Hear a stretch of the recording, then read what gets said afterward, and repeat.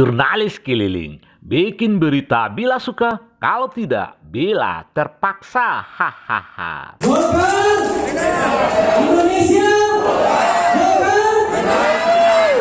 Baringin di tengah koto, batangnya tampe basanda, dahannya tampe bagantuang, ureknya tampe baselo, daun labe tampe balinduang, tampe bataduah kapanasan, tampe balinduang kehujanan. Begitulah kira-kira filosofi Batang Baringin yang menjadi lambang Partai Golkar, partai yang sampai saat ini sudah berusia 57 tahun, makin tua, makin bijaksana dalam berpolitik, dan makin diminati oleh masyarakat dalam menyalurkan aspirasi politiknya. Sebelum berita kami lanjutkan, bagi yang belum subscribe channel YouTube PAU TV ini, silakan subscribe, like, comment, and share agar kami tetap bersemangat berkabar untuk Nagari. Ulang tahun Partai Golkar yang ke-57 tahun ini dikemas oleh DPD Partai Golkar Kota Padang dalam bentuk talk show.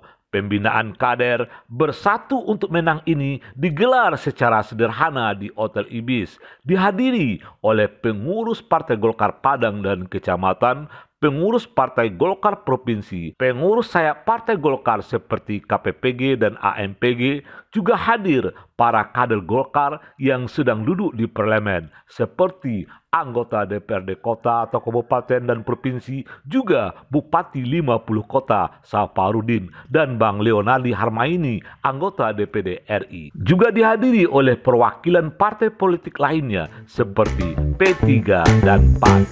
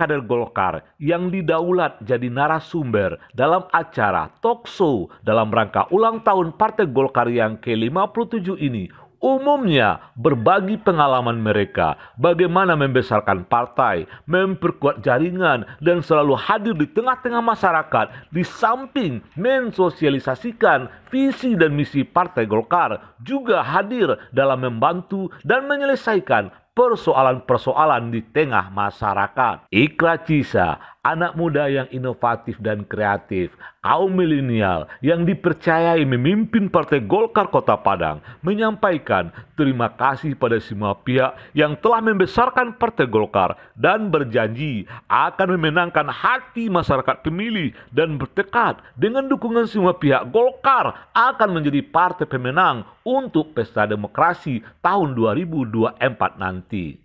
Yang sudah pastinya pada usia ke-57 tahun ini saya mengucapkan berterima kasih dan rasa syukur kepada Allah SWT yang mana Partai Golkar sekarang ini partai kami bersama-sama bersatu untuk bisa memenangkan hati rakyat pada pemilihan tahun 2024 mendatang.